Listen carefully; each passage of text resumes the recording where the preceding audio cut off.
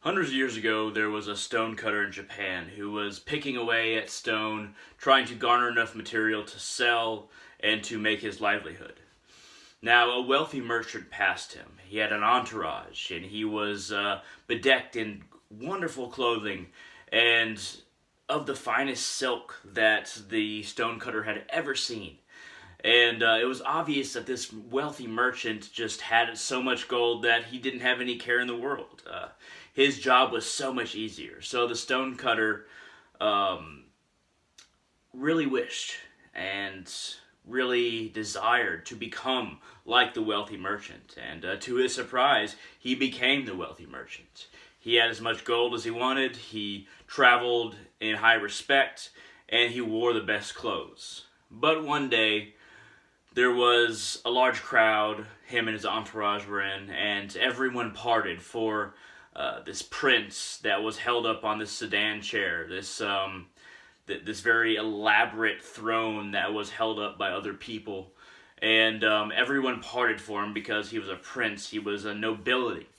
And the stonecutter, who is now the wealthy merchant, thought to himself, I want to be that prince. I want to be admired in that way and revered in that way. And I want crowds to pass before me, to split when I come through. And to his great surprise, he became the prince. He became nobility. And as he sat in his sedan chair, he saw everyone around him was envious but wouldn't say it. They admired him. They admired his brilliance. They admired his status in life. And they all bowed before him. But as he was carried on his sedan chair by all his servants, the stonecutter, now prince, there was a very hot period of the day.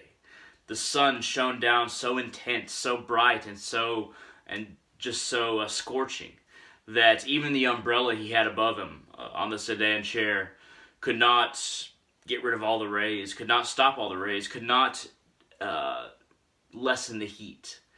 And the prince, once a stonecutter, thought to himself, nothing parts before the sun. The sun shines down on everything, it scorches everything, it heats everything up. What if I could be the sun? And to his great surprise, he became the sun. Scorching fields, sending down rays wherever he wanted and everywhere, and some cursing him and some loving him.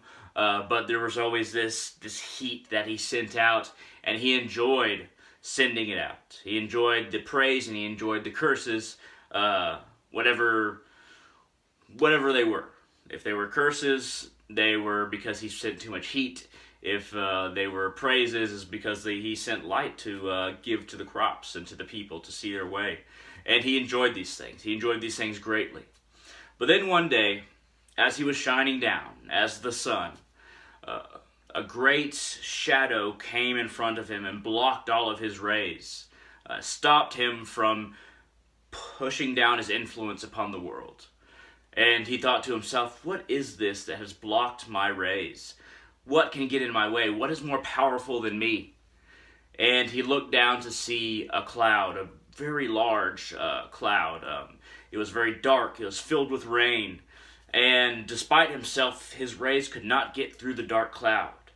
And he thought to himself, this cloud is more powerful than me. I wish I was that cloud. I wish I had that power to block out even the rays of myself, the sun.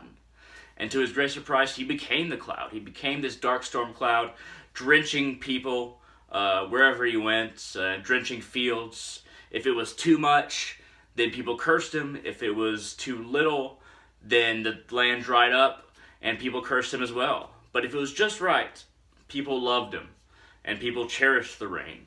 And he enjoyed the blessings and the curses once more as the rain cloud. Wherever he went, wherever he traveled, he just pushed this way and that. But over time, he started to realize he wasn't moving himself. What he was being moved by was the wind. The wind could push him wherever it wanted to. And he thought to himself, this wind must be more powerful than me. It can make me go where I don't want to go. It can move me on a whim. I want to be the wind. I want to be the wind that can move the storm cloud that I am right now. And to his great surprise, he became the wind.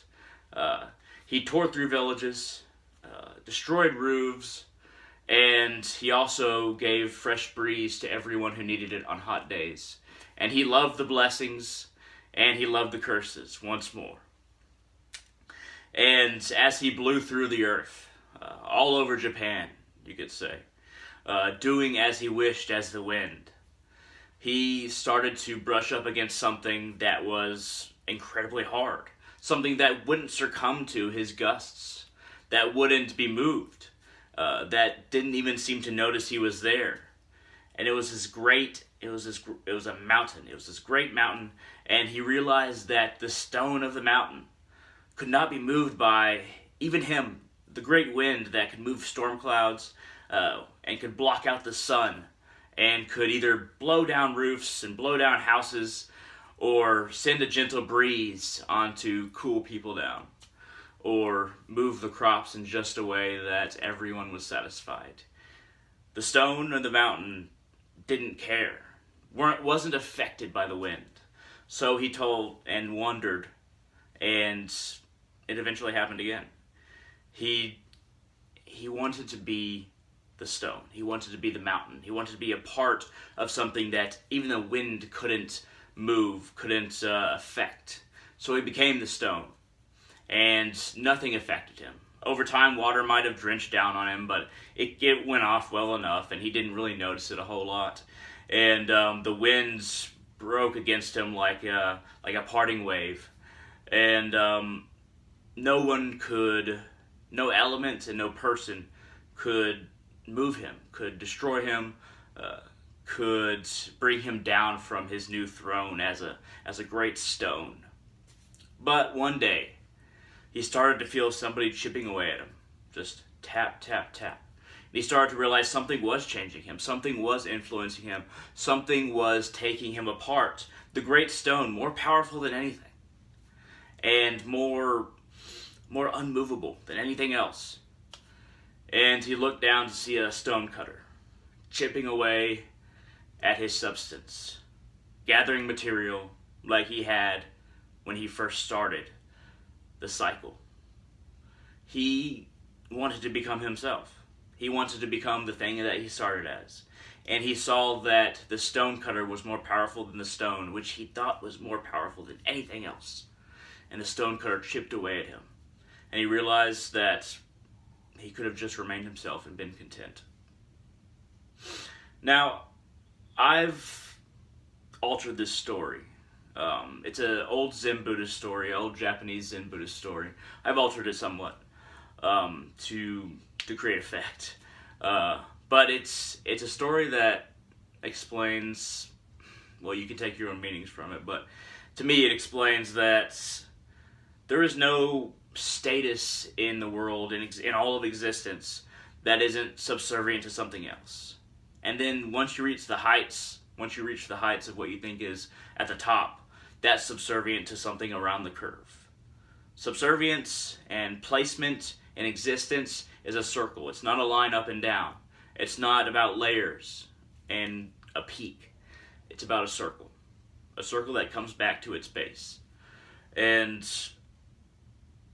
if we can become content with who we are now and not wish to be somebody else, not envy someone else, then we will find that we have achieved everything that we desire in being someone else. Be content with yourself. That's all I have to say. This has been my version of an old Japanese Zen Buddhist story, and I hope to see you in the future.